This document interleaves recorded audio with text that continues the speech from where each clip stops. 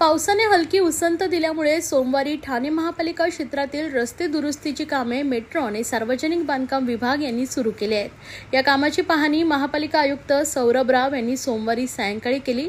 माजिवडा उड्डाणपूल येथे एकेका मार्गिकेवरील वाहतूक वळवून सार्वजनिक बांधकाम विभागामार्फत खड्डे भरण्याचे काम सुरू असताना आयुक्त राव यांनी त्या ठिकाणी भेट दिली। रात्रीपर्यंत सगळे खड्डे भरून रस्ता वाहतूक योग्य करावा असे निर्देश त्यांनी दिलेत। तसेच रस्ते दुरुस्ती करताना त्यामुळे अनावश्यक उंचवटा तयार होऊन दुचाकीस्वारांची गैरसोय होणार नाही याची दक्षता घेण्याच्याही सूचना राव यांनी केल्या आहेत। यावेळी अतिरिक्त आयुक्त प्रशांत रोडे, कार्यकारी अभियंता सुधीर गायकवाड, संजय कदम आदी उपस्थित होते।